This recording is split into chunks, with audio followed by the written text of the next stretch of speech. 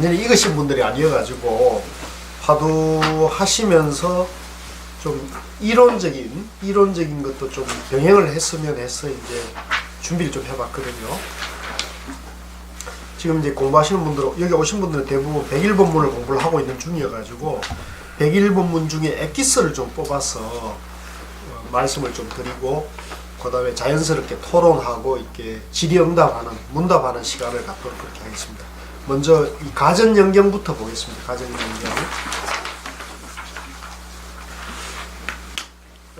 이 가전연경은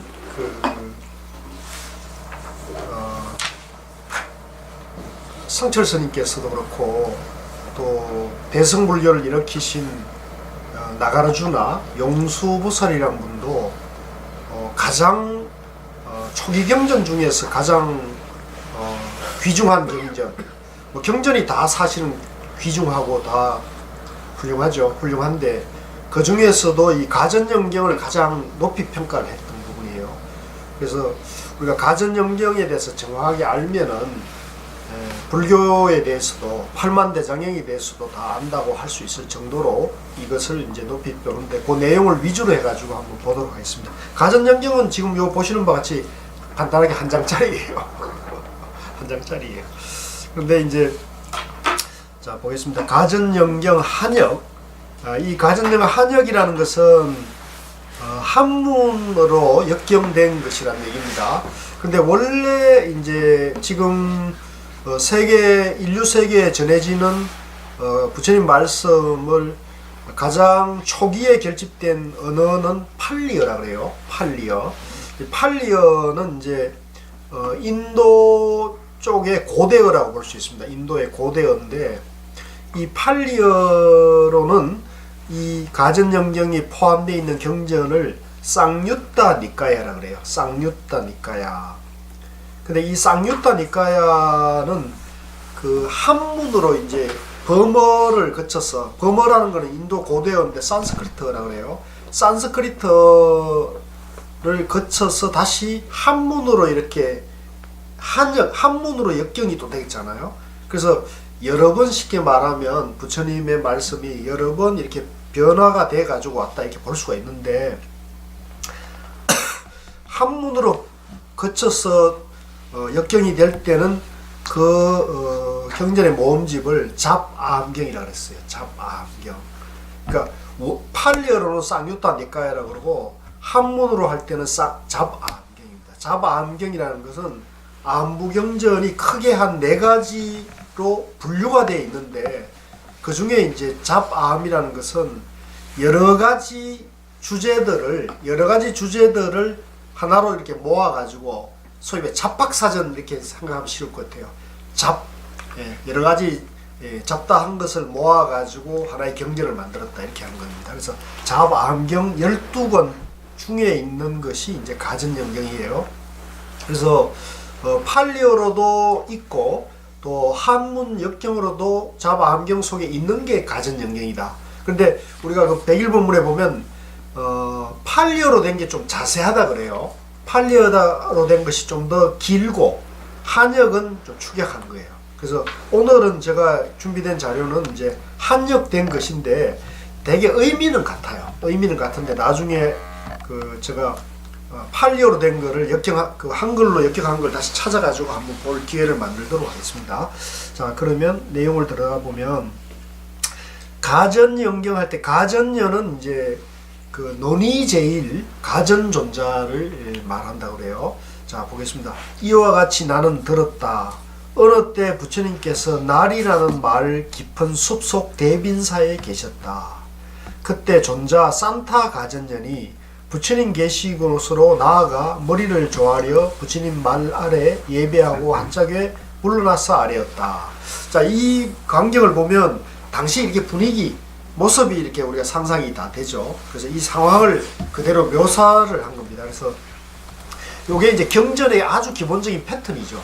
이와 같이 나는 들었다는 이제 유명한 여시아문이란 말이죠. 여시아문. 그래서 이 말은 부처님이 직접 하신 말씀이 아니라 부처님 말씀하신 걸 듣고 내가 이제 이렇게 내가 들은 얘기를 전한다, 이런 이제 뜻으로 나오죠. 그 대목은 우리가 한번 같이 읽읍시다. 자, 세존이시여 정견이라고 말씀하셨는데 어떤 것을 정견이라 하며 어떤 것을 세존께서 시설하신 바른 견해라고 합니까? 자, 여기까지. 여기에 보면은 이제 그 산타 가전년이 부처님께 이제 여쭙는 거죠. 부처님께서 정견 하시는데 도대체 정견이 뭡니까? 이렇게 묻는 거죠. 우리도 마찬가지죠. 우리도 궁금하잖아요.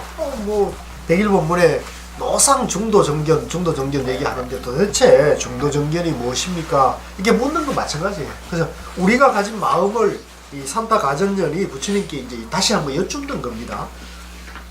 부처님께서 산타 가전년에게 말씀하셨다.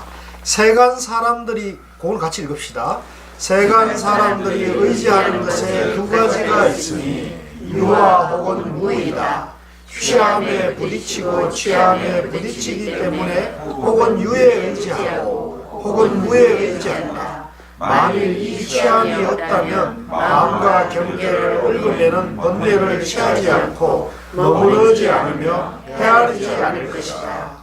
자신에게 괴로움이 생기면 생겼다고 보고 괴로움이 소멸하면 소멸했다고 보아 그것에 대해 의심하지 않고 미워하지 않으며 다른 사람을 의지하지 않고 스스로 아는 것을 정견이라고 한다. 이것이 너희가 시설한 바른 견해이니라. 자, 여기까지 내용을 보면 어려운 말은 사실 별로 없습니다. 근데 우리가 이제 요 내용을 자세히 들여다봐 가지고 우리 각자의 마음 속에서 요 내용을 이제 알아야 되는 거죠.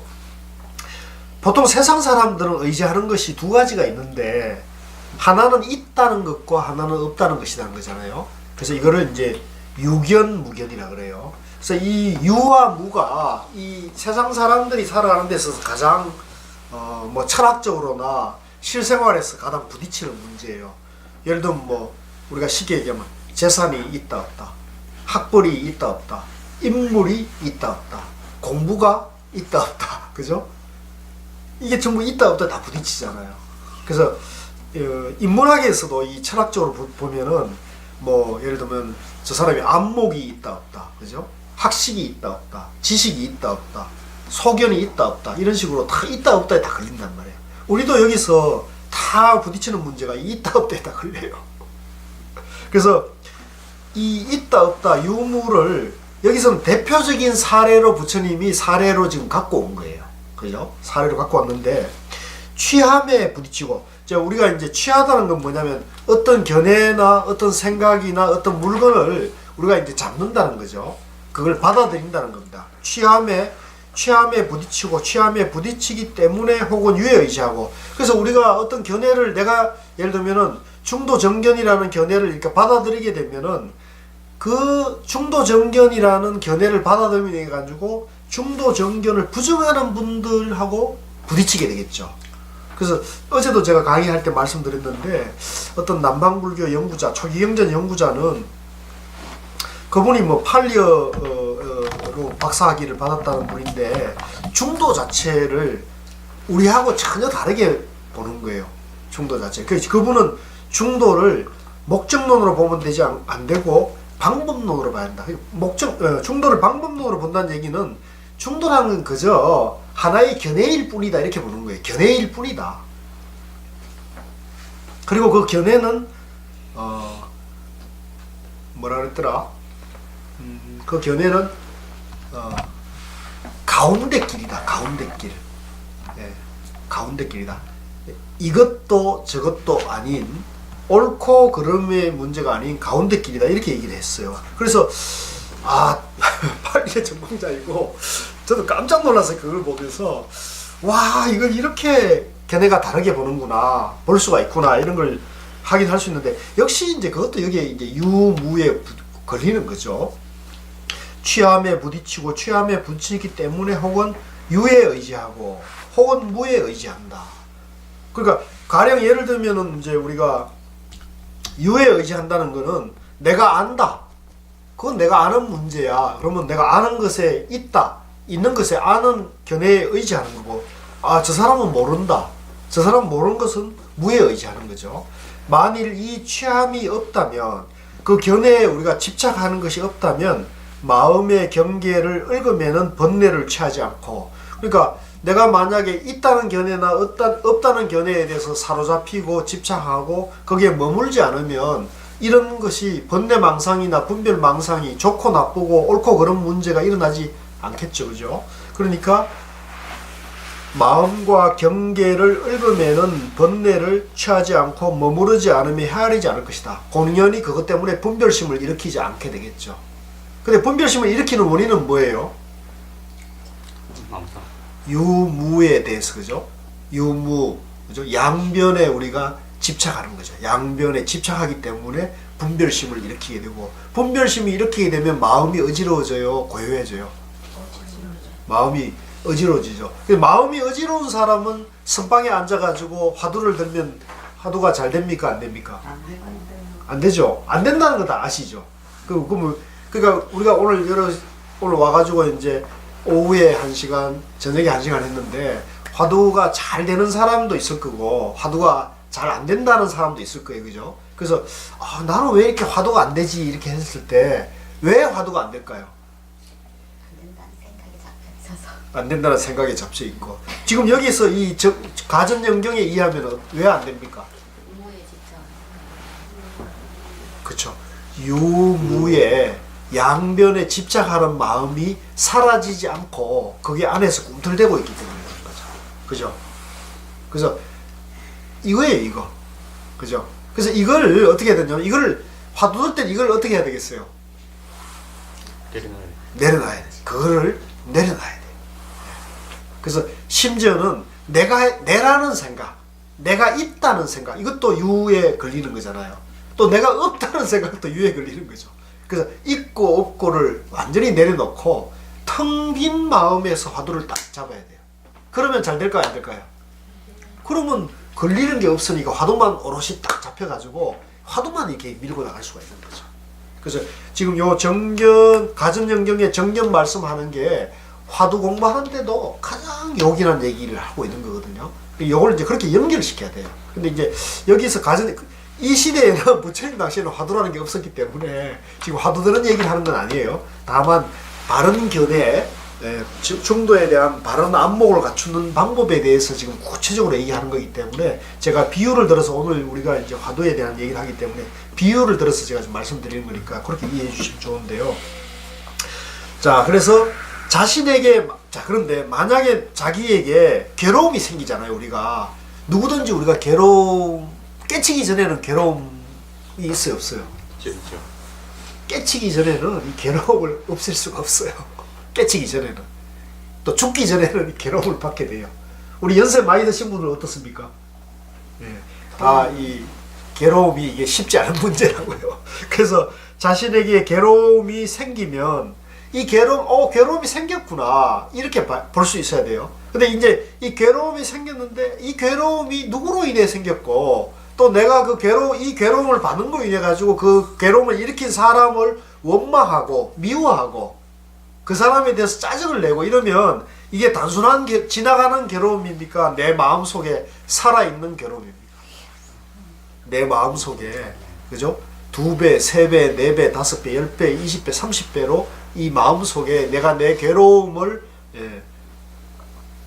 불과 기름, 물을 주고 있는 거죠. 내 안에서 그 괴로움을 키우고 있는 거야. 자신에게 괴로움이 생기면 괴로움이 왜 일어났지? 내가 무엇에 집착하고 있구나. 집착하면 이걸 어떻게 해야지? 집착을 비워야 되지. 이렇게 해서 그 내가 괴로운 마음, 언짢은 마음, 찝찝한 마음, 불편한 마음이 일어나면 그 괴로움을 딱 들여다보고 이 괴로움이 왜 이렇게, 마음이 왜 이렇지? 이렇게 했을 때 내가 뭐에 집착하고, 내가 옳다는 데 집착하고 있구나. 내가 재산에 집착하고 있구나. 내가 저 사람이 못났다고 하는 것에 대해서 내가 집착하고 있구나 라는 마음을 들여다보고는 어떻게 돼요? 이걸 집착하면 안 되지. 그죠? 집착하면 안 되지. 그런 생각 자체를 놔야지. 이게 이제 정견이라는 거죠. 네. 이게 됩니까? 돼요? 그러니까 머릿속으로 다 이해가 된다고. 대단하십니다. 아, 살짝 이해는 다 돼요. 야, 됐습니다. 수시로 하고 있으니까 그건 되는데. 네, 됐습니다. 그럼 됩니다. 네, 그럼 됩니다. 그래서 자신에게 괴로움이 생기면 생겼다고 보고 괴로움이 사라지면 사라졌다고 보아 그것에 대해 의심하지 않고, 그러니까 마음에 괴로움이 일어났구나, 아, 이 괴로움이 지나갔구나, 여기에 대해서 의심할 필요가 없어요. 이건 내가 집착하는 거니까, 그죠? 집착하는 거구나. 그래서 아, 이 집착을 놓으면은 괴로움이 사라지는구나. 이거에 대해서 뭐 의심할 게 뭐가 있어요? 아무것도 없어요, 아무것도. 이게 이제 정견이라는 거죠. 이게 지혜고, 예? 지혜고. 이거예요, 이거. 그리고 공연히 내가 괴롭고 내가 이 힘든 것 때문에 내가 점집에 가고 뭐 사주 관상을 보고, 그죠? 또 요새 어디를 많이 가나? 타로 보러 가야죠. 예? 타로 보러 가고, 뭐 계룡산에 가고 태백산에 기도하러 가고, 뭐 저 보궁에 가서 기도하고, 사실은 이럴 이유가 없는 거예요. 그래서 우리 그 저번에 봉암사 갔을 때 정명 큰 스님이 뭐라 그랬어요? 기도에 대해서 뭐라 그래요? 하지 말고. 그거 엄청 충격적인 얘기였어요, 그죠? 옛날에 성철 스님도, 그죠? 그 얘기 많이 들으셨죠? 성철 스님도 그 광복 직후에 뭐 산신각을, 봉암사에서 산신각을 없애고, 그죠? 칠성단을 없애고 기도라는 방법 자체를 이제 없애버렸잖아요. 그리고는 이제 자기가 자작자수해야 한다, 스스로 짓고 스스로 받는 것이다, 이게 불교다 얘기를 하면서 선언을 하니까 총무원에서 막 난리가 났다는 거 아닙니까? 저 성철이라는 스님이 기도하지 말라 그랬다고. 그럼 우리가 뭐 먹고 사느냐고. 그래가지고 총무원에서 항의를 했다는 거 아니에요. 봉암사의 성철 스님인데. 그러니까 그때 그 말씀이나 아까 지금 이 말씀이나 같아요, 달라요? 성철 스님 입장이나 정면 스님 입장이나 같은 거예요. 저는 그래서 사실 그날 그 법문이 너무나 반가웠어요. 아니, 저런 분이 계셔야 된다는 거죠. 저런 분이 정법이 뭐라는 거에 대해서 얘기해 주는 분이 계셔야 된다는 생각이 들어요. 그래서 이분로 유튜브에 올려놨어요. 근데 이제 이 기도나 자기가 공부하는 거에 대해 집착을 하게 되면 남의 말이, 큰 스님의 말이 들려요, 안 들려? 안 들리죠. 그걸 자기가 받아들일 수가 없죠. 아무리 천하의 큰 스님이라도 그건 자기 생각에서 벗어나면은, 자기 견해에 집착하게 되면은 훌륭한 선지식, 옆에 부처님이나 관세음보살님이 하는 말씀조차도 들어와요, 안 들어와요? 안 들어온다고요. 그게 이제 큰 진짜 심각한 문제일 수 있는 거죠. 그래서 여기에서 지금 그 말씀을 하는 거죠. 예. 그럼 교수님 어떻게 대답하셨는데 결론적으로 그분한테? 뭐라고 대답해서 몇 번 서로 충돌이 있었는데 다음 날 그 카톡이 왔더라. 지금 여기 있는데 그 다음 날 또 자기가 잘못 생각했던 것 같다고. 사실 우리 주변에도 그런 말을 했을 때 그러면은 어떻게 해야 되냐고 충분히 질문할 수 있는 내용이잖아, 그치? 그렇죠. 이제 어떻게 대답을 해야 될지. 그거는 제가 뭐라고 얘기했다 해가지고 되는 건 아닌 것 같고, 여기 계신 분들이 다 거기에 대해서 여기 지금 부처님 말씀하신 정견, 이거는 아는데 이제 이걸 어떻게 이제 일반인들한테 이해하게끔, 그 부분을 어떻게 이해하게끔 말을 해야 될지에 대해서는 좀 고민이 되더라고요.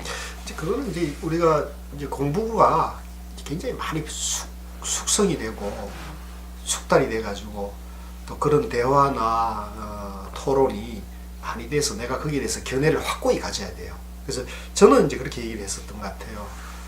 지금 뭐 다 잊어버렸습니다만은, 이제 우리가 기도라는 방법은 내가 내 바깥으로 어떤 절대자와 부처님에게 나의 바라는 바를 갈망하고 구하는 것이다, 뜻을 바치는 것인데, 부처님의 깨달음의 입장에서 보면은 그런 것이 아니라 내 자신이 절대자이고 내 자신이 지혜와 모든 능력을 본래 다 갖추고 있는 것이다. 그래서 내 안에 자기를 위한 기도를 하고 자기의 지혜와 능력을 개발하는 기도와 수행을 해야 되는 거지, 그걸 밖으로 구한다 해가지고 이루어지는 것이 아닌 것이다는 말씀을 하신 것이다. 그래서 이제 그런 얘기를 하니까 그것 자체도 이제 처음에는 잘 안 받으려고 그래요. 왜냐면 당신이 나는 중생이고, 그죠? 내가 중생이니까 내가 부처님에게 그 부처님의 위신력을 빌려가지고 소원을 이루고 그죠? 자기가 깨달음으로 가는 것이 뭐가 잘못됐느냐. 지금 우리가 다 그렇게 해왔으니까. 그래서 그게 아니라는 거. 그래서 이제 그걸 이제 잘 좀 대화를 몇 번 하면서 불교는 부처님은 결국은 자기 자신이 본래 깨달음이 완성되어 있다. 본래 부처라는 것을 깨닫고 보니까 알았다는 것이다. 그래서 자기가 중생이라는 그 착각, 내가 못나고 어리석다는 그 착각이 번뇌망상이니까 그걸 끝없이 비우는 게 기도다. 예, 그런 입장에서 공부를 하시면은 훨씬 더 공부가 빠르실 것이라고. 이제 그래서 그럼 계속 보시라고. 101번부터 계속 보시고. 그래서 자기 자신이 본래 부처라는 거, 그 중도 연기를 완전히 이해하는, 그 존재 원리를 완전히 이해하는 쪽으로 가시게 되면 훨씬 더 안목이 달라질 것이다. 그래서 그렇게 이제 안내를 했는데, 알겠다, 열심히 하겠다고 그랬는데, 이제 좀 있으면 또 연락이 올 겁니다. 어떻게 경기에 부딪히면 또 올 거예요. 기도 말씀하셨는데, 예? 기도 말씀하시는데, 예. 성철 스님은 지금 남을 위해 기도하라고. 예. 그게 그러니까 참 불공이고, 그렇죠. 그래야지 지가 잘 된다. 그러니까 예. 우리 불교에는 자기를 위한 기도는 없는 거예요. 내가 무하고 공인데 내가 연기고 무하니까 내라는 것에 대한 기도가 있다면 그 기도는 불교에 위배되는 기도죠. 이게 잘 이해되셔야 돼요. 불교는 자기를 위한 기도는 없어요. 자기를 위한 기도가 아니라 남을 위한 기도가 돼야죠. 그러면 남을 위한 기도가 되는 사람은 남이 잘 되면 누가 잘 돼요? 그럼 내가 잘 되잖아. 나라고 하는 존재가 없는데 뭘 내가 잘 되길 바라. 미안합니다. 그렇잖아. 네, 나와 남이 없는데 남이 없기 때문에 나가 잘 되면 나가 없는 데가 뭘 잘 되고 말고. 맞습니다. 예, 맞습니다. 예. 그거에 너무 또 집착하지 마시고. 자, 그래서 얼마 전에 제가 그 뉴스를 우연히 보다가 메르켈 총리가 신년사이다 그런 말을 했다 그러대요. 남이 잘 되는 게 곧 내가 잘 되는 것이다 라고 얘기했더라고요. 나 그걸 보고 깜짝 놀랐어. 이 독일의 여 총리께서 성철 스님 101공을 보셨나? 그러니까 이웃을 돕는 것이 우리가 잘 되는 길입니다. 이웃 나라를 돕는 것이 우리나라가 잘 되는 길이라는 얘기잖아요. 그 사람들이 그분의 세계관 자체가 굉장히 이분들 깨어 있는 거죠, 그죠? 그래서 저는 그걸 보면서 굉장히 공감을 하고, 와, 이런 분이 역시 정치를 하니까 그분이 지금 굉장히 장수 총리 아닙니까? 여성 총리인데도 굉장한 리더십을 발휘하는데 지금 굉장히 공감을 했는데, 그러니까 그런 면에서는 종교나 인종이나 이런 게 민족이 달라도 서로 통하는 거죠. 네. 그게 저는 굉장히 공감했죠. 자, 다시 들어와가지고요. 그래서 여기서 이제 의심하지 않아야 돼요. 내 생각에 대해서 의심할 게 없죠. 의심하면 어디로 가냐면 정보로 가요. 네. 또 봉정암이나 이런 데 가서 이제 기도를 하게 되는 거죠. 의심하면은. 그러니까 내가 내 마음에 의심이 없어야 되는 거죠. 이게 굉장히 중요해요. 불교를 공부하는 사람들에게 내 마음에 대해서, 내가 생각하는 거에 대해서 내가 의심이 없어야 돼요. 그 확신이 있어야 되고. 근데 그 확신은 맹목적인 확신이 아니라 합리적인 확신이어야 돼요. 이치에 맞는 확신이 돼야 되는 거죠. 의심하지 않고 의심이 없으면 미혹하지도 않죠. 다른 사람의 의지, 그러니까 뭐 예를 들면 교수님 말이나 성철스님 말이나 부처님 말이나 이거 의지하지 말라는 게 부처님 말씀이에요, 그죠?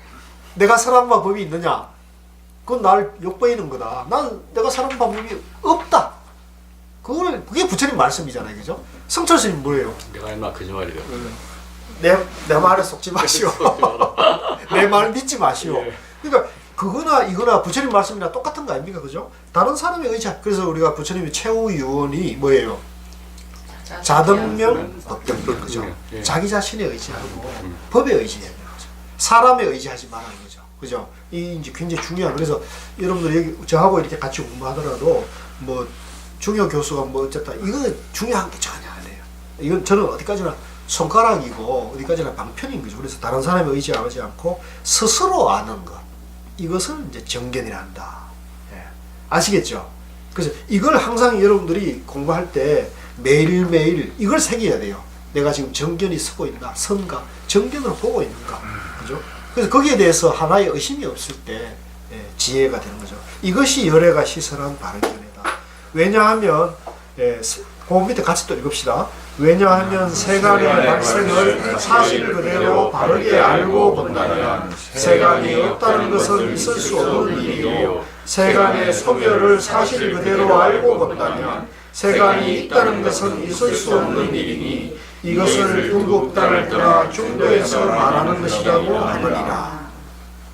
이것도 마찬가지. 세간에서 무슨 이런저런 일이 일어났다가 또 사라지는 걸 보면 그 일어나는 저런 일이 일어났구나, 저런 일이 없어지는구나, 이런 일이 부지기수잖아요. 뭐 수탁이 많잖아요. 그러니까 그거에 대해서 집착할 필요 없다는 거죠. 집착할 필요가 없다. 집착하게 되면은 우리가 이제 그게 끄달림이 있고 분별심이 일어나는데 그냥 있는 그대로 보면 돼요. 있는 그대로 보면은 있는 그대로에서 지혜가 저게 뭐가 일어났다고 저거 언젠가 사라질 거야. 그죠? 예를 들면 우리가 뭐 문재인 대통령이 촛불로 이렇게 해서 했는데 뭐 지지율이 70% 80% 하늘을 모르게 올라가더라도 저 높이 올라가면 언젠가 떨어질 건데 그죠? 올라가면은 떨어질 수밖에 없지 않습니까? 그죠? 그러니까 뭐 그 자리에 있으면 좋긴 하지만 그게 그래 안 되죠. 그러니까 우리가 그걸 올라간다 해서 좋아할 것도 없고 내려간다고 뭐 저럴 필요 없는 거예요. 그런 것들은. 이것을 양극단을 떠나 중도에서 말하는 것이 아니라. 그래서 그 어떤 것에 집착하지 않고 보는 거, 있는 그대로 보는 것이 중도를 말하는 것이다. 자, 그 밑에 보시죠. 자, 이른바 이것이 있기 때문에 저것이 있고, 이것이 일어나기 때문에 저것이 일어난다는 것이니, 즉 무명을 인연하여 행이 있고, 순전한 괴로움뿐인 큰 무더기가 발생하며, 무명이 소멸하기 때문에 행이 소멸하고, 순전한 괴로움뿐인 큰 무더기가 소멸하느니라. 자, 요게 이제 연기거든요. 연기법을 지금 얘기하고 있는데 지금 정견을 말씀하시고 중도를 말씀하시고 연기를 말씀하시잖아요. 그래서 우리가 중도와 연기를 알아가지고 중도와 연기로 보는 것이 정견이 되는 거예요. 그래서 우리가 정견, 내가 바른 안목을 갖추려면 중도와 연기에 대해서 알아야 된다, 몰라야 된다. 알아야 된다.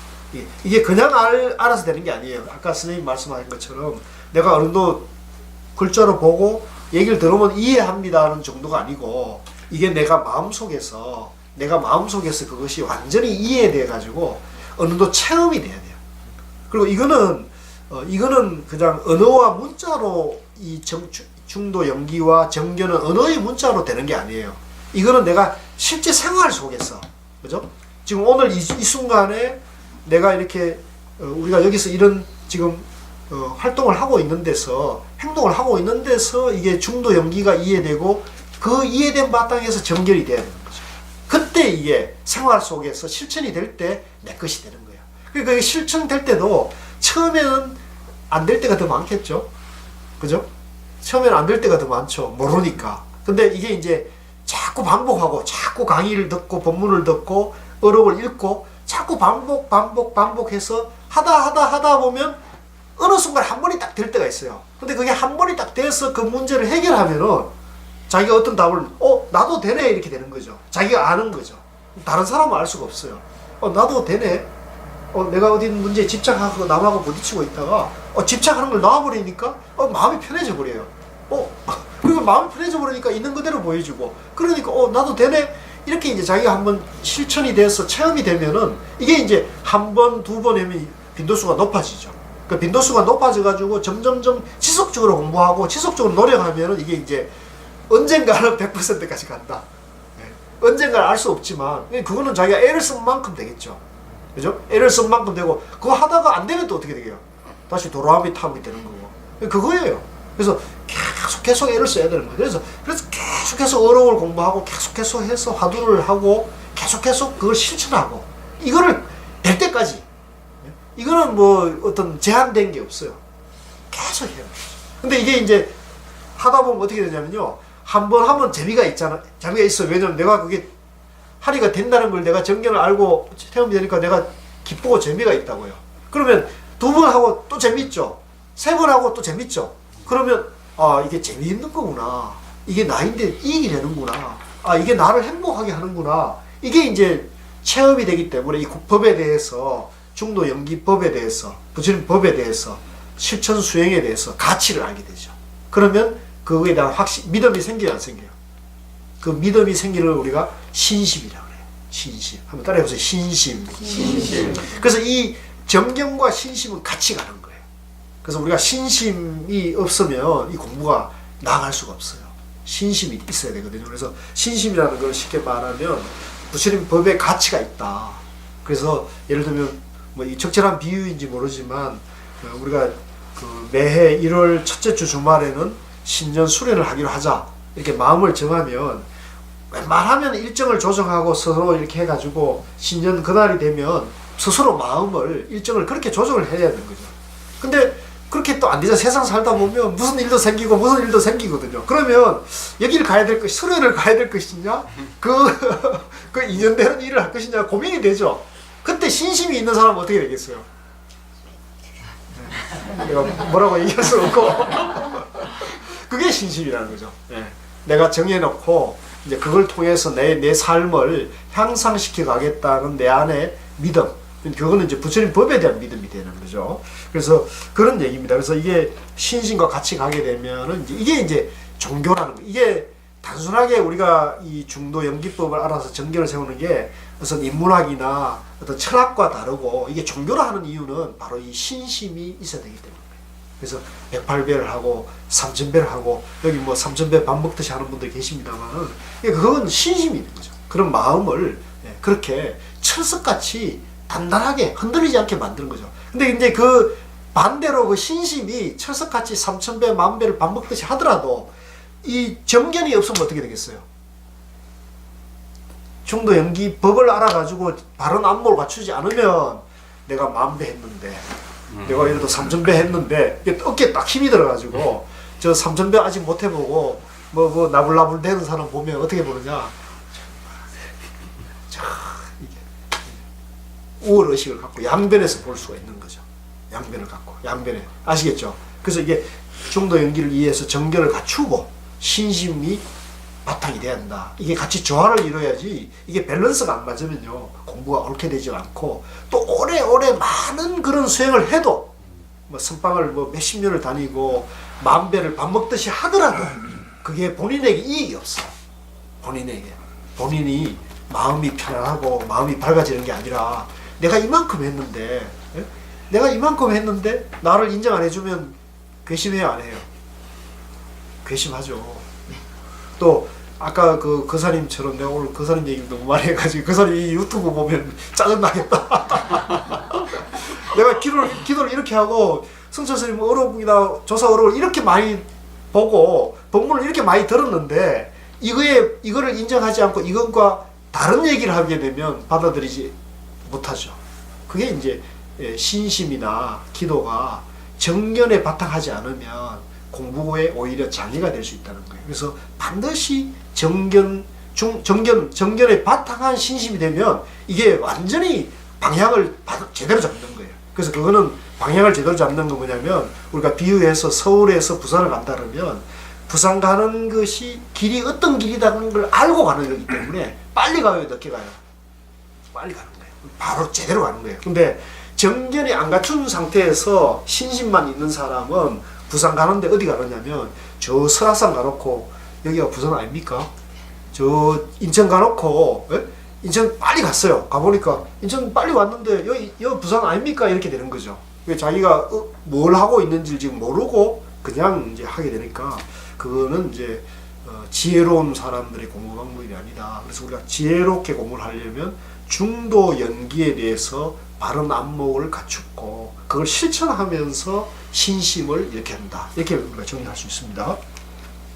자, 그래서 이 중도를 뒷받침하는 뒤에 이제 연기법을 얘기하는데 이건 뭐냐면 중도의 내용이 연기이기 때문에 그런 거예요. 그럼 따라해보세요. 중도의 내용이 연기다. 그래서 우리가 중도 하나만 알려고 해도 뭐 알 수도 있지만 중도를 완전히 이해하려면 연기법을 이해를 해야 돼요. 그래서 이 중도와 연기가 둘이 아니라는 것을 완전히 이론적으로 이해를 해야 돼요. 그래서 지금 우리가 이 중도와 연기에 대해서 지금 우리나라에서나 세계에서 이 법문이나 강의를 제대로 제가 봤을 때는 제대로 해줄 수 있는 분이 많지가 않아요. 이제 그 중에 이제 한 분이 우리가 석조사 해국 큰 스님이신데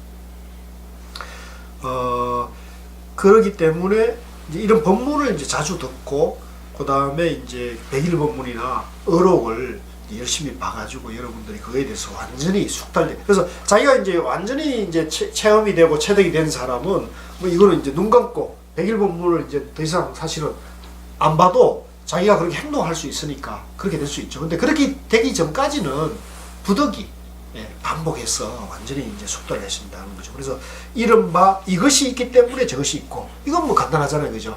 그죠? 예. 있다 하기 때문에 없다가 있고, 그죠? 선이 있기 때문에 악이 있고, 그죠? 내가 있기 때문에 너가 있고, 이런 얘기지 않습니까? 부처가 있기 때문에 중생이 있고, 또 이것이 일어나기 때문에 저것이 일어난다. 중생이 있기 때문에 부처가 일어나는 거죠. 예.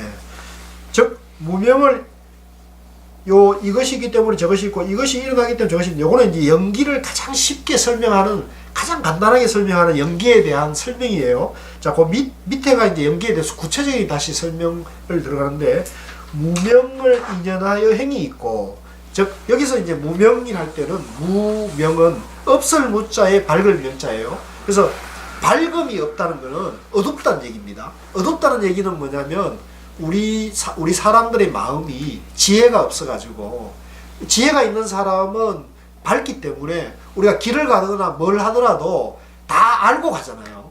근데 어리석은 사람은 모르기 때문에, 모르는 것을 아는 것이라 착각에 빠져있기 때문에, 쉽게 말하면 멀쩡한 대낮 같은 대낮에도 눈 감고 다니는 것 같다는 거예요. 그래서 무슨 일을 하더라도 이게 부딪히게 되겠죠. 그죠? 자기는 옳게 한다고 하지만은 어리석은 사람은 어둡기 때문에 밝은 지혜가 나오지 못해서 하는 일마다 탁탁탁탁 부딪히게 되는 거죠. 그래서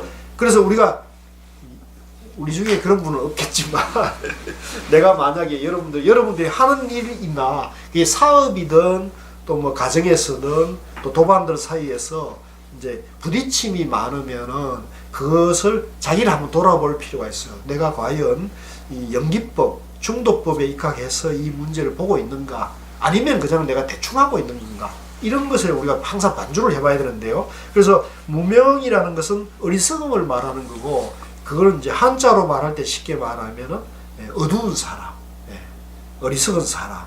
그리고 무명의 반대는 뭐예요? 밝은 사람, 지혜로운 사람이죠. 그래서 어두움에 가도 그 사람은 밝은 눈이 있어가지고 어두움 속에서도 길을 잘 찾아가는 거예요. 그게 얼마나 좋아요, 그죠? 그래서 무명의 어리석음에 인해서 행이 있고, 어리석은 상태에서 행을 하게 되면, 그죠? 이게 이제 순전한 괴로움뿐인 큰 무더기가 발생한다는 거죠. 어리석은 상태에서 행을 하게 되면 괴로움을 안게 되고, 괴로움을 일으키고, 괴로움에 집착해서 생로병사의 고통을 받게 된다. 누가 지었습니까? 이걸 돈.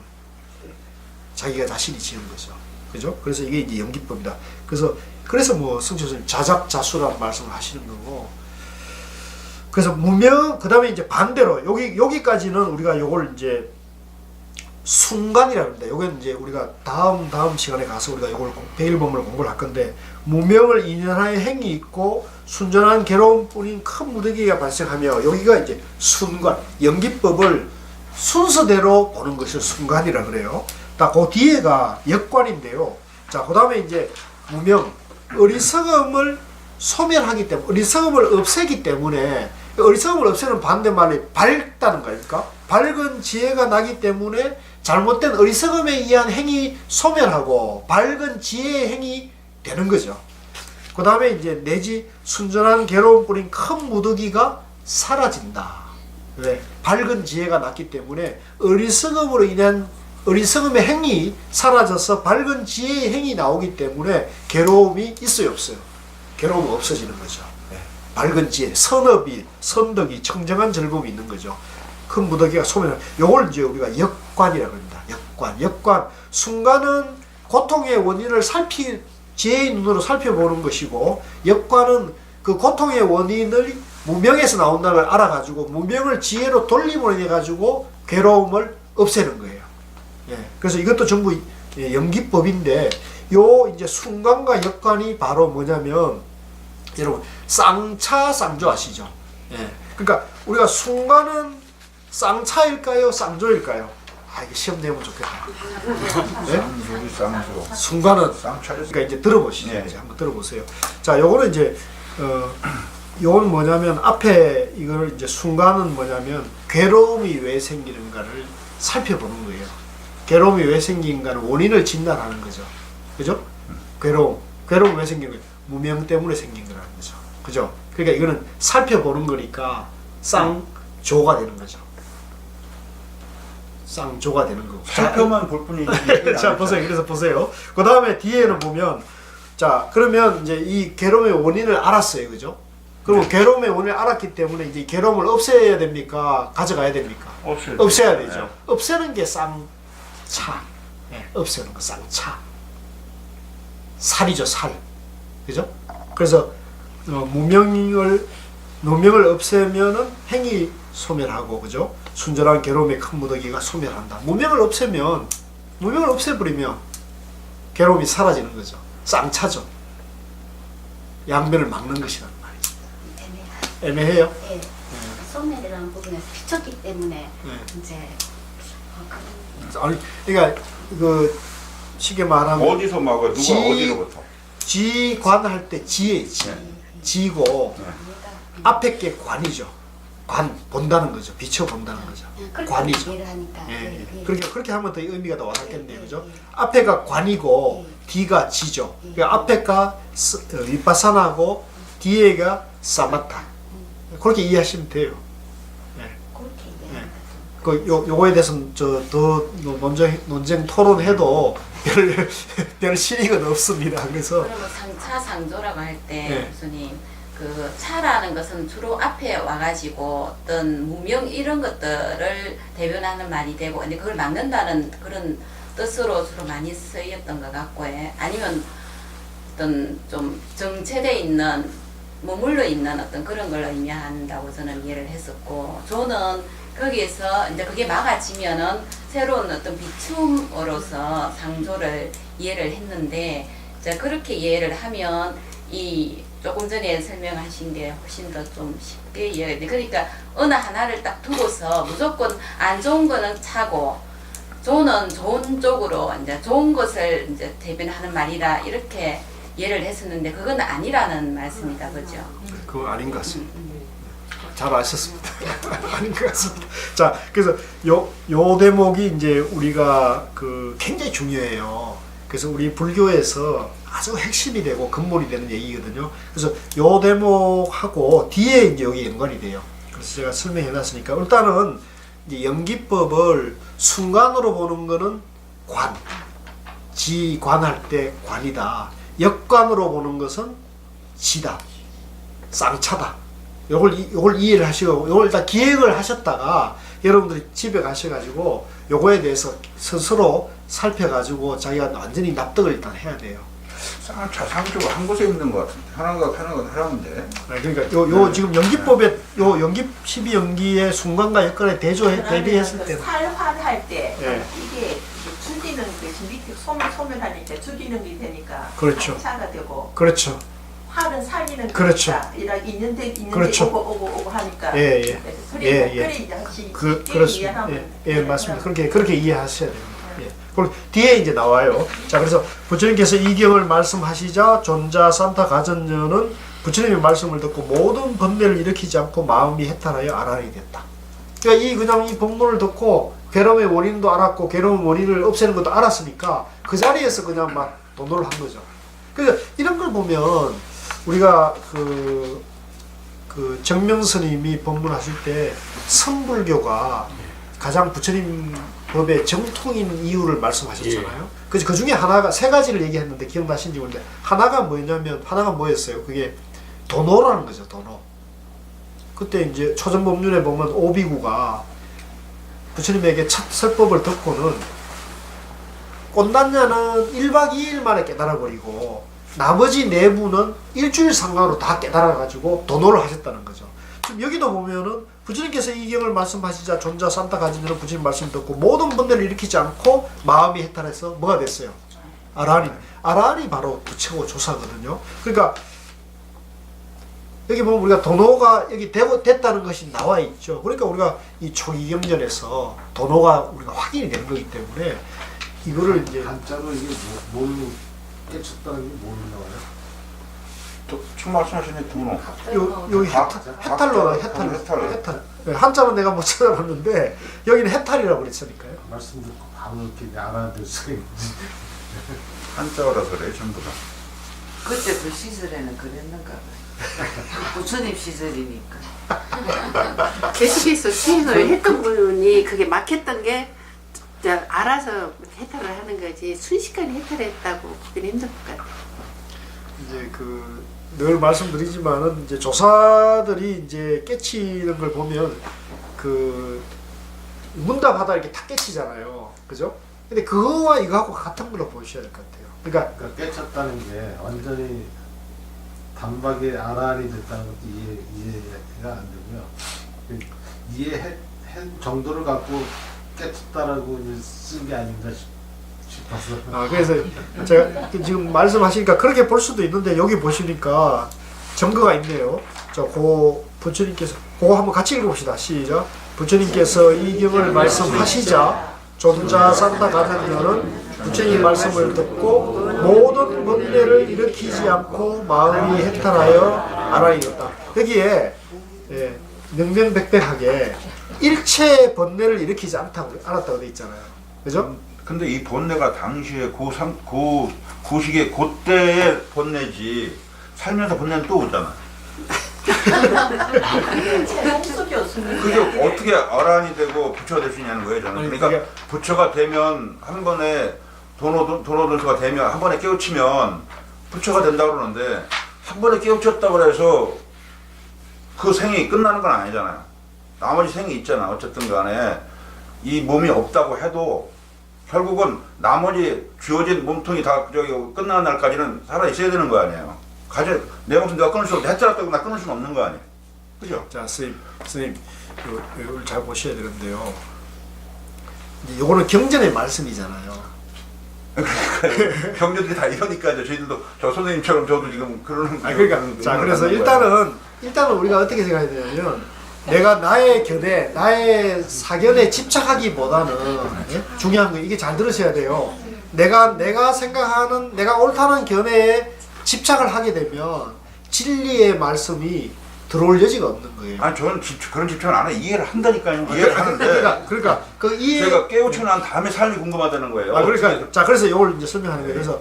그래서 우리가 여기서 이건 경전의 말씀이고 부처님 말씀이 경에 나오는 근거이니까 그 말씀을 듣고는 정견의 말씀을 듣고 보는 이 산다 가정녀는 거기서 깨쳤다는 거죠. 그래서 일체의 번뇌가 소멸했다는 거예요. 일체의 번뇌가 소멸하는 걸 저는 뭐라고 번뇌가 남아있으니까 못 깨우친 건데요. 그래서 여기서 일단은 이걸 이제 이해를 하시면 돼요. 모든 번뇌를 일으키지 않고 마음이 해탈하는 사람을 뭐라 그러죠? 아라한이라 한다. 부처라 한다는 거거든요. 그래서 우리가 이제 상식적으로나 이론적으로 부처는 어떤 분이냐, 아라한은 어떤 분이냐, 조사는 어떤 분이냐, 모든 번뇌를 일으키지 않는 분이다. 이렇게 결론을 내야 돼요.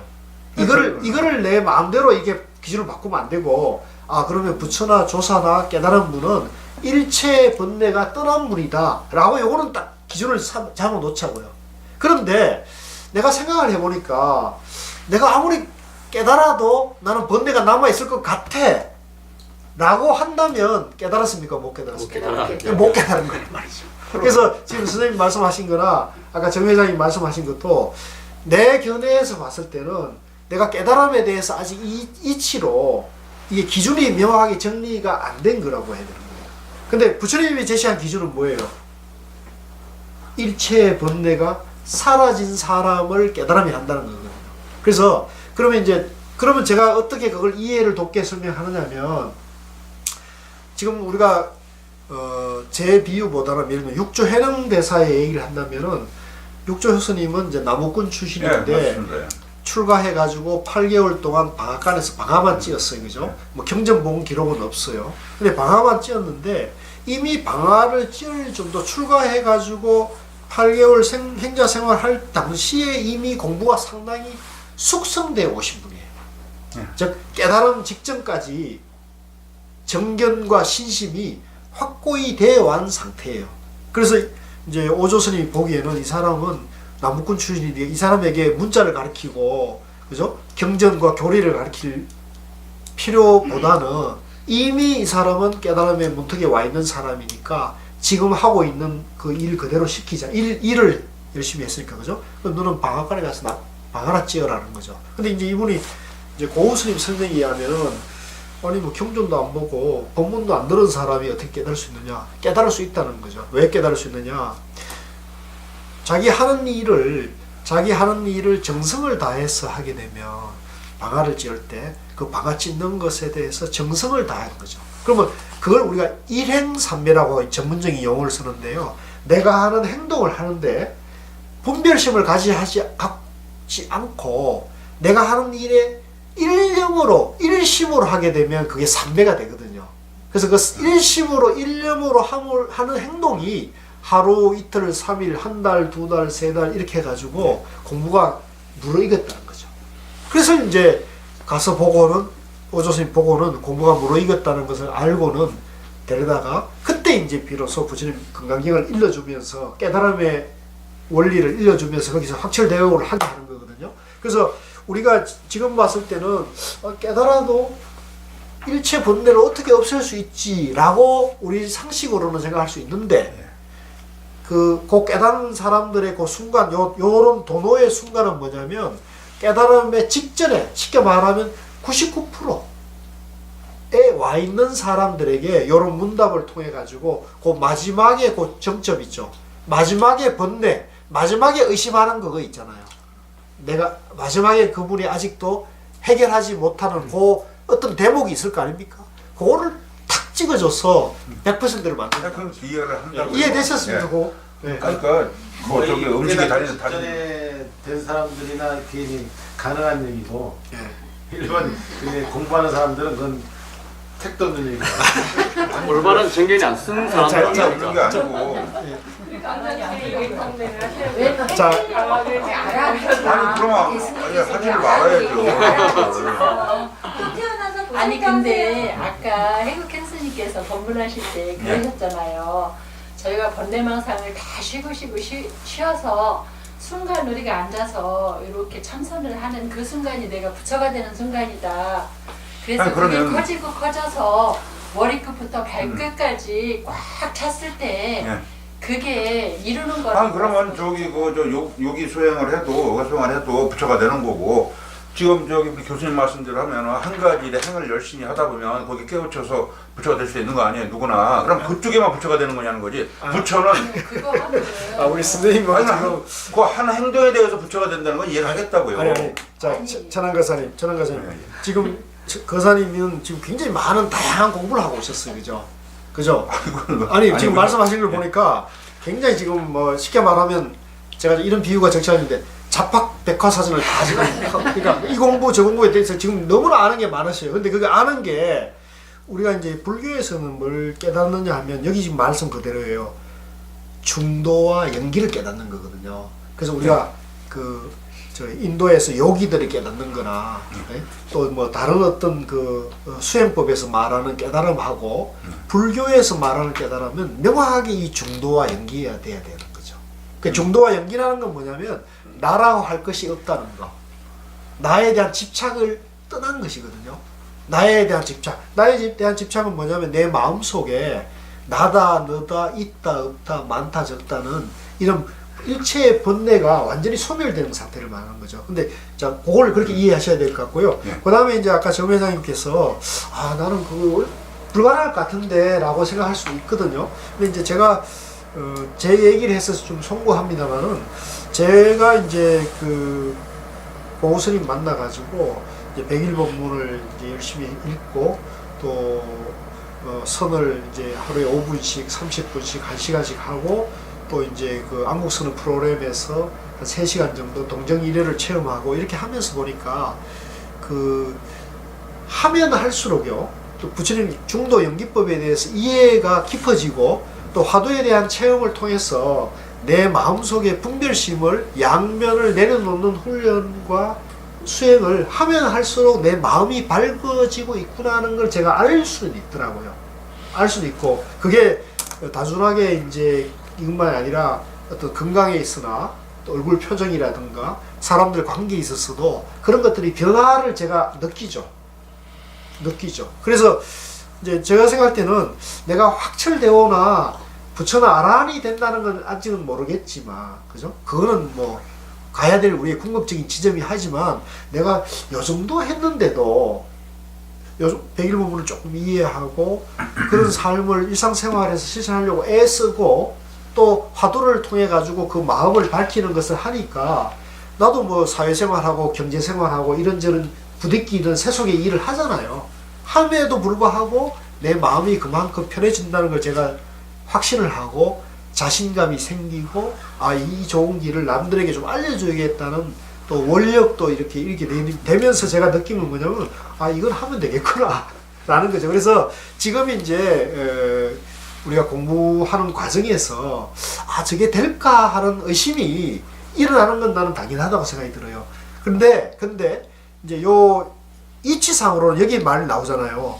마음과 경계를 얽으면은 번뇌를 취하지 말고, 그죠?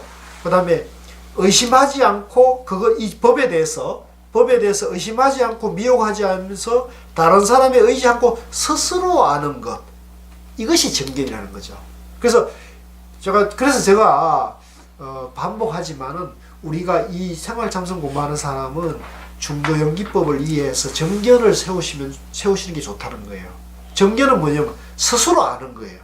스스로. 그래서 내가 부처님 법 중도연기를 이해하고 그걸 알고 보니까, 아, 내가 본래 부처구나. 내가 원래 완성되어 있는 사람이구나. 근데 내가 자꾸 중생이고 나는 못 깨달았고 내가 아는 게 없다, 나는 부족하다고 생각하는 건 뭐예요? 착각이고 망상이고 분별심이잖아요. 그래서 그 잘못된 생각, 착각된 양변에 집착하는 생각이 잘못된 생각이구나 를 알게 되면은 내 존재 자체가 본래 부처라는 것을 이해하기도 되고, 또 이해하고 그것을 체험하게 되면 믿음이 생겨요, 안 생겨요? 믿음이 생기는 거죠. 그래서 제가 해보니까, 죄송한 얘기입니다만은 제 입장에서는 이 길밖에 없어요. 이해하고 자기 자신이 본래 부처라는 걸, 자기 자신을 믿는 거에 돼요. 그래서 여기 말한 대로 스스로 알고 스스로 믿어야 돼요.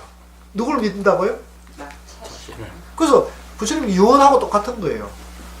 중도 연기법을 믿고, 그죠? 그게 대해서 바른 안목을 갖추고, 누굴 믿는다고요? 자기 자신이 본래 부처라는 걸 믿어야 돼요.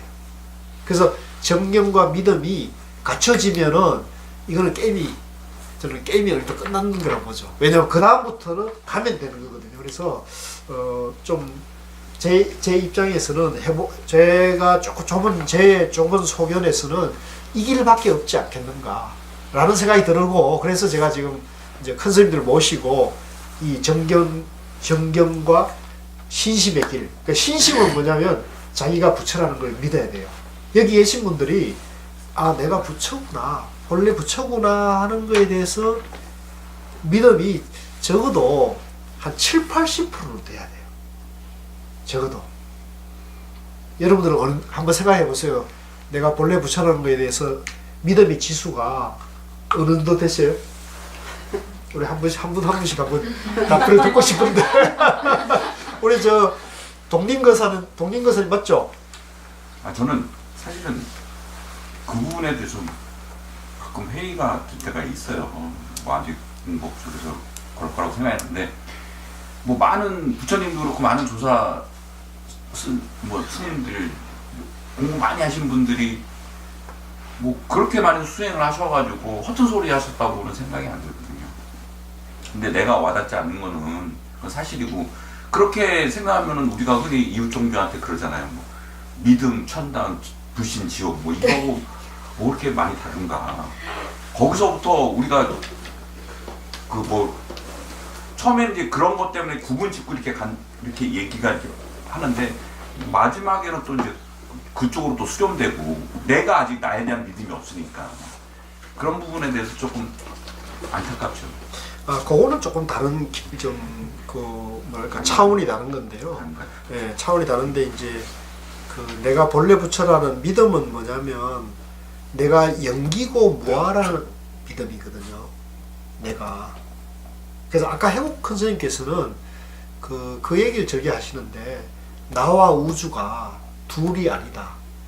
나와 우주가 하나라는 것에 대한 믿음이거든. 그게 본래 부처라는 거야. 그러니까 지금 우리가 제가 본래 부처 그러니까 내 이대로가 이 망상 덩어리 이대로가 부처다는 얘기가 아니고 내 자성, 내 마음이 내 존재 원리가 이 우주와 내가 둘이 아니다는 것에 대한 본래 부처를 말하는 거거든요. 그래서 그거는 존재 원리에 대한 믿음이고 법에 대한 믿음이거든요. 그래서 내 자성이, 내 마음이, 나의 불성이 존재 원리라는 걸 믿는 거고 내가 여기서 분별심을 일으키는 나에 대한 믿음, 분별심에 대한 믿음은 아니죠. 그래서 그게 좀 다른 얘기거든요.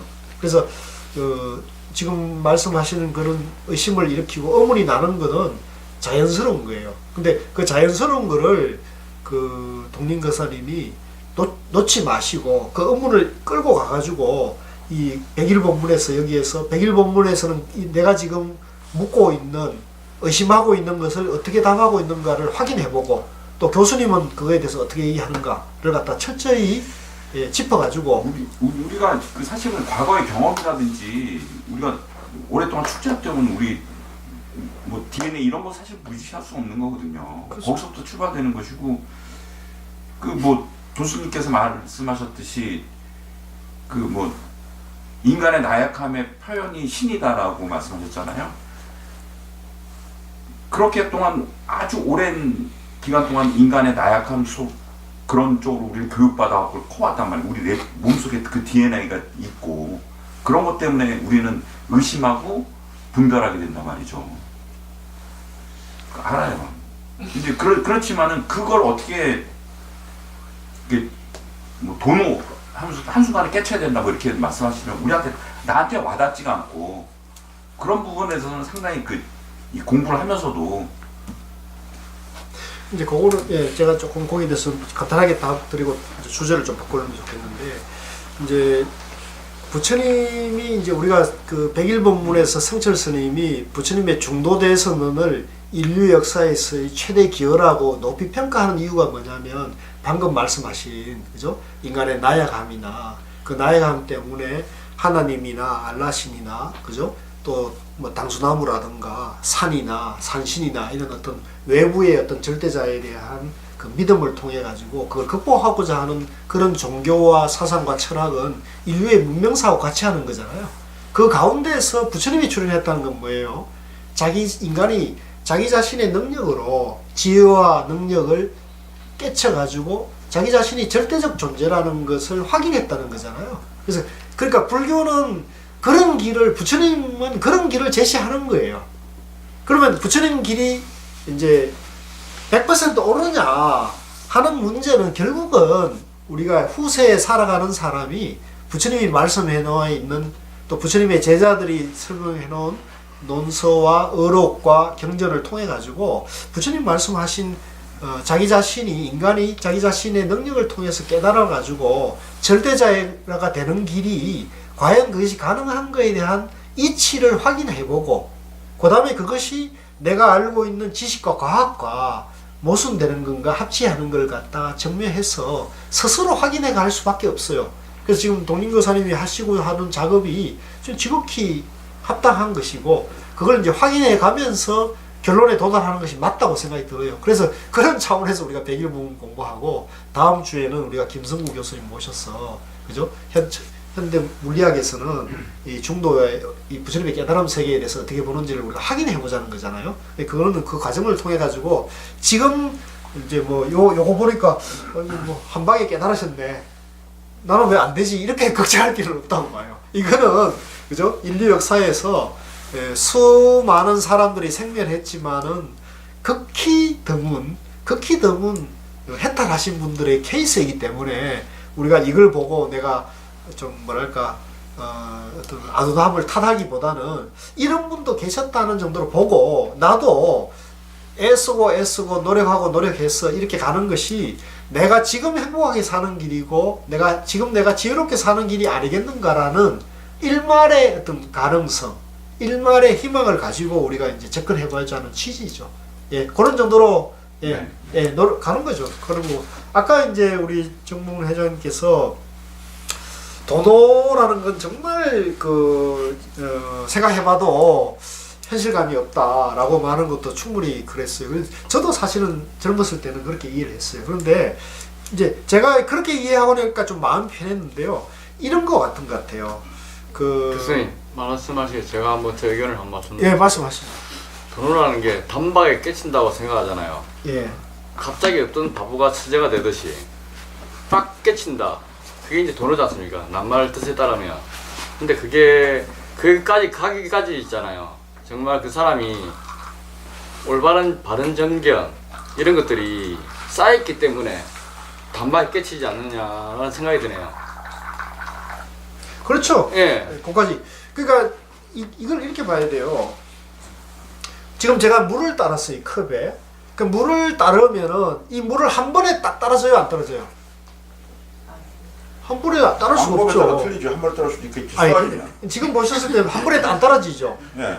물을 한 방울 한 방울 해가지고 채워서 되잖아요. 그러면 이 컵에 물이 넘쳐가지고 우리가 비유하자면 이 컵에 물이 가득 차는 걸 돈으로 합시다. 그러면 이 물이 한 방울 한 방울 한 방울 축적돼 가지고 어느 순간이 되면은 넘치잖아요. 마찬가지예요. 지금 말씀하신 것처럼 우리가 계속 닦아 나가죠. 계속 닦아 나가가지고 99.9%에서 100% 되는 그 순간이 도노예요. 그 순간이 도노라는 거죠. 근데 이제 그거를 이해하시죠? 그건 여기서 그걸 의심할 필요는 없잖아요. 99%에서 100% 되는 것이 도노라는 건 인정하는데 여기에서 이제 선종에서 말하는 도노의 차이가 뭐냐면 그 도노라는 것이 물을 한 방울 한 방울이 쌓여서 되는 것이 아니고 우리 자신이 본래 존재 원리가 뭐다?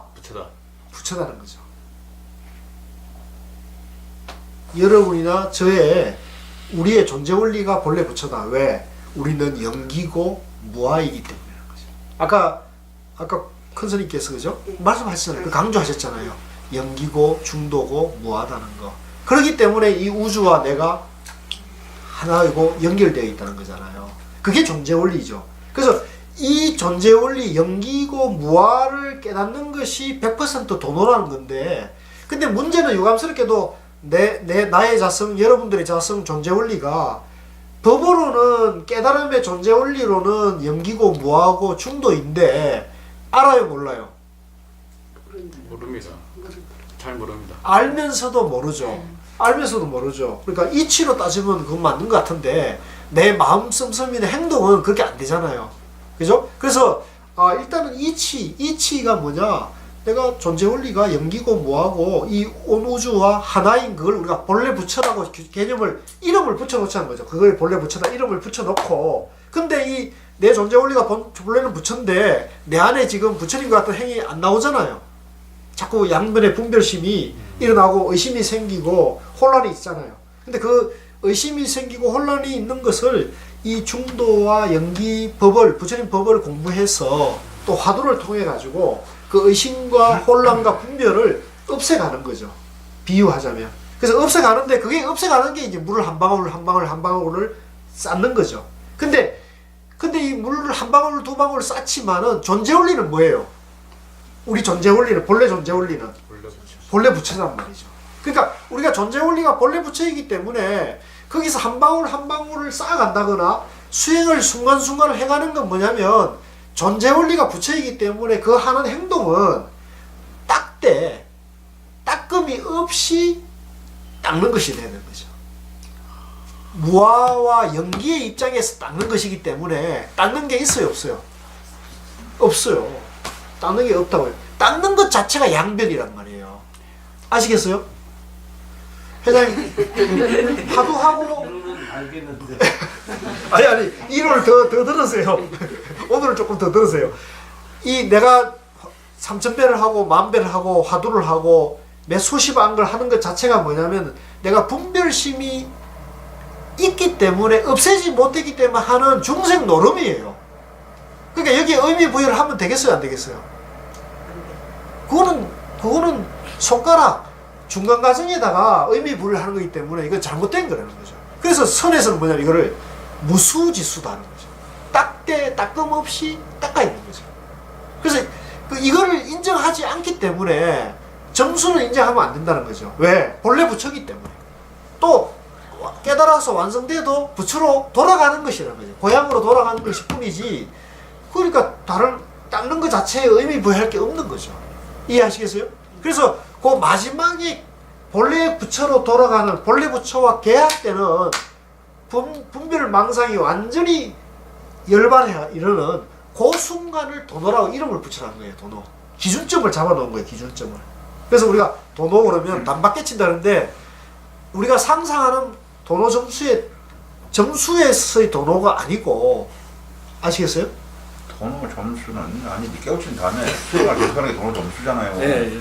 그게 아니고 제가 이제 묻는 건 선생님이랑 제가 궁금한 거는 도노되는 순간. 예? 근데 그 도노되는 순간이 여기 보면 바로 아라한이 되고 부처가 된다 하는데 중도 연기를 바로 깨우치면 쉽게 말하면 아라한이 된다고 하는데 중도 연기만 깨우쳤다고 해가지고 그 순간에만 아라한이 되는 거냐는 거지.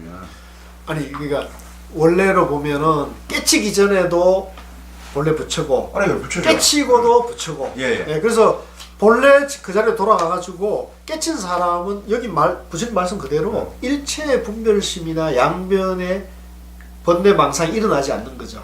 그런 분은 삼매 상태로 산다 그래요. 그럼 계속 삼매에 있다? 삼매로 사는 거죠. 그냥 삼매 속에서 양변이 없는 거죠. 돌아간다는 게 수행을 말씀하시는 아니 그렇다는 이해가 가요. 돌아간다는 게 들어간다는 건 수행이죠. 중간 과정에 있는 거죠. 완성된 건 아니죠. 들어간다는 거. 들어간다는 건 들을 게 있다는 얘기죠. 그게 이제 깨달으면 가는 길이지. 예. 수행 없이 단박에 깨닫는 건. 그러니까 이제 그러니까 그 위파사나나 교학에서는 그 수행이라는 그 점수를 인정을 하는 거라는 거죠. 그 중간 과정을 하나의 프로세스로 만들어 놨다는 거고, 그게 이제 교학과 위파사나의 어느 수준에서 수행을 하느냐 그 차이잖아요. 아니죠. 그건 아니고 그렇지 않아요. 원리 자체가 다른 거죠. 원리 세계관과 가치관이 다르게 보는 거예요. 우리가 일단 선은 우리 이대로가 본래 부처라는 거예요. 아니 그러니까 그걸 이제 아니요 그 말씀이 맞다라면 그러니까 제가 조금 비유를 들면 도노 점수에서는 이 도노 점수를 어떻게 비유를 드냐면 수신결에서 뭐라고 들었냐면 얼음이 물인 것을 아는 것을 도노라 그래요. 그래서 얼음이 물로 된 거잖아요. 그죠? 인연에 의해 가지고 얼음이 된 거잖아요. 물이 인연에 의해 가지고 얼음이 된 거잖아요. 그러니까 얼음이 물이다 이렇게 보는 게 뭐냐면 깨달음이라는 거죠. 근데 얼음이 물이라고 알았다 해서 얼음이 물로 바뀌는 건 아니잖아요. 인연과 조건에 있어 차차차차차차 물로 바뀌는 거잖아요. 그러니까 이게 점수라고 보는 거죠. 그죠? 근데 사실은 그 다음에 또 하나의 비유를 뭐를 드냐면 요 비유 얼음이 물 비유를 들고 또 하나는 뭐냐면 갓난아이가 태어났을 때 사람인 것은 얼음과 같으나 그죠? 그 오장육부가 성숙되고 걸음걸이와 이것이 성장이 돼서 어른의 기능을 하는 것이 같던 것이다. 이걸 이제 도노 점수에 비유를 했어요. 근데 요 표현은 유감스럽게도 양변에서 하고 있는 거예요. 어린아이와 가난아이를 갖다가 양변을 놓고 보는데 어린아이나 어린아이나 어른이나 사람인 건 똑같잖아요. 이해하시겠어요? 어린아이든 큰 어른이든 간에 똑같이 인격적인 사람인 건 똑같은 거예요. 존중해야 되는 거잖아요. 차별이 있을 수 없어요. 차별이 없고 기능만 다른 것 뿐이거든요. 그러니까 이걸 볼 때 양변, 도노 점수는 철저하게 양변에서 보는 거예요. 양변에서 나다 너다 부처다 중생이다 깨달음이다 미망이다 눈에서 수행의 체계를 잡아놓은 거고, 선종은 뭐냐면 철저하게 양변이 아니고 중도에서 보는 거란 말이죠. 그래서 가난아이가 이대로 사람이다 얼음도 사람이다 이렇게 봐야 된다는 거죠. 그래서 얼음이 물인 것 같다. 얼음도 물이다 이렇게 봐버리면 되는 거예요. 그리고 그것은 조건에 따라서 바뀐다는 거죠. 그죠? 얼음이 물로 되는 건 조건의 문제이지 존재 원리의 문제는 아니란 말이죠. 그죠? 아시겠죠? 그래서 우리가 존재 원리, 선은 철저하게 존재 원리만 중도의 입장에서 정견으로 보는 것이다. 이렇게 보셔야 돼요. 그런데 그러면 그 우리 나이가 자라가지고 이렇게 또 우리가 여기서 내가 백일문문도 공부하고 참선도 하고 이건 뭐냐? 그거는 뭐예요? 존재 원리는 이미 본래 부처인 것에 대해서 이해하고 믿음을 세우는 과정이 필요한 거고 그걸 정견이 서게 되면은 힘이 나요 안 나요? 우리가 공부하는 힘이 나요 안 나요? 나죠. 내가 부처님 법이 이런 거였구나. 내가 부처라는 거고 나에게 절대적인 지혜와 능력을 내가 다 가지고 있다는 것이 이게 부처님 법이구나 하면은 힘이 나는 거죠. 그래서 어렵고 힘들고 부딪히는 문제가 나도 내가 그걸 극복할 힘이 나요 안 나요? 훨씬 더 나죠. 훨씬 더 에너자이즈가 되는 거예요. 왜 에너지가 나는 거예요? 왜? 존재 원리를 알았잖아요. 그래서 내가 내 안에서 분별망사 일어나도 이건 내가 생각을 잘못하는 거야 라고 쉽게 내가 내 마음을 돌려놓을 수 있는 힘이 생기는 거예요. 또 남들하고 부딪히거나 여러 가지 사업이나 인간관계에서 어려움이 생기더라도요. 나는 본래 부처인데 내가 무슨 행동을 잘못했지. 그래서 모든 문제를 항상 볼 때 남을 탓하는 게 아니고 자기를 먼저 비추어 봐요. 자기를 먼저 만족해가지고 내가 저 사람이 나를 비난하는데 나의 행동이 뭐가 문제였지 이렇게 해요. 그래서 오죽하면은 달라이라마 스님이나 많은 스님들이 용서라는 말을 많이 쓰는데 이 선에서는 용서라는 말을 쓰면 안 된다는 거죠. 선에는 참회밖에 없어요. 용서는 뭐냐면 죄를 지은 사람과 그죠? 용서를 해줄 사람이 양변에 따로 있는 거잖아요. 그러니까 이거는 벌써 중도 정견이 아니죠. 그러니까 용서라는 말은 기독교나 뭐 이슬람이나 불교의 다른 분들이 사용한다면 그거는 세계관이 벌써 다른 거예요. 법을 이해하지 못하는 표현이에요. 법을 이해한 중도 연기법에 의해서 정견을 세운 사람이라면 용서라는 말을 쓰면 안 돼요. 철저하게 기독교인이나 다른 사람도 평등하다고 봐야 되는 거죠. 그래서 그러니까 이게 이제 다시 말씀드리면 이 중도 연기를 이해해 가지고 그런 안목에 정견이 서는 사람은 선을 할 때도 힘이 나고 그죠?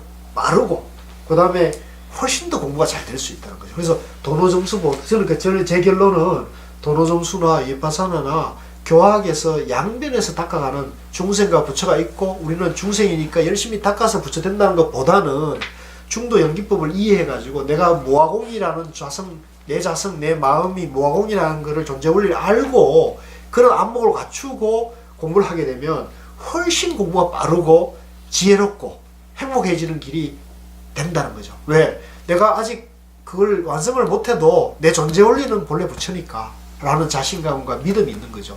또 그렇다고 해서 내가 암만심에 찌들린 게 아니고 내가 이런 생각이면 남도 그런 거죠. 아직 지금 뭐 도노점수를 하는 사람이든 위파사를 하는 사람이든 연부를 하는 사람조차도 부처님이라는 거죠.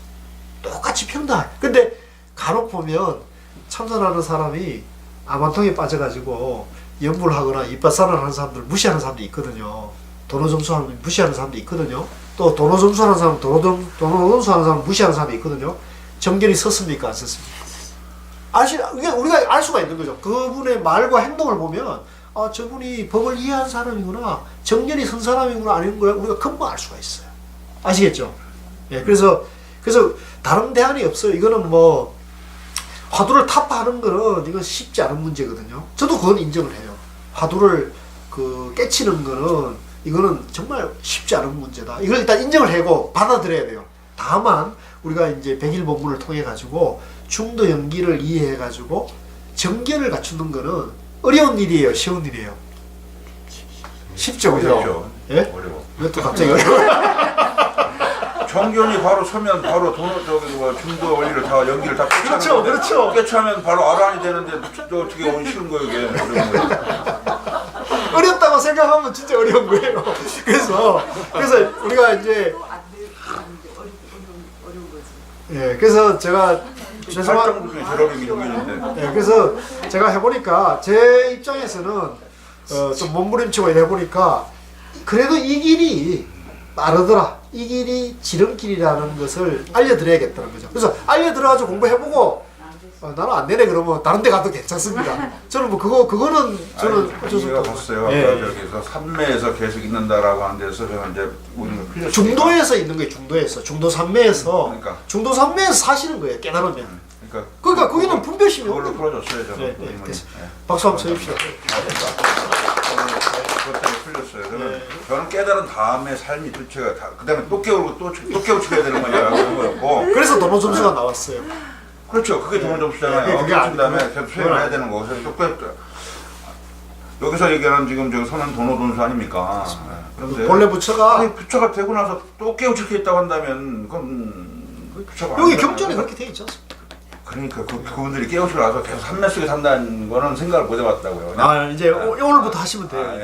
예. 그러면 이제 알아서 그리고 이해가 간다니까. 그리고 깨치지 못하더라도 우리가 삼매를 순간순간에 체험하고 또 이 화두를 하면서 체험하고 또 생활 속에서 체험하면요. 체험한 만큼 어떻게 된다? 밝아지는 거예요. 체험한 만큼 밝아지는 거예요. 완성되면 말할 것도 없지만 완성이 안 되더라도 순간순간에 우리가 계속 애쓰면은 중도 삼매가 되면 될수록 마음이 밝아지고 편안해지고 요즘 그 혜민 선생님이 책 낸 거 뭐예요? 고요해질수록 밝아지는 것들 이렇게 했잖아요. 그게 그 자리인 거예요. 예. 고요해질수록 밝아지는 거예요. 그래서 그렇게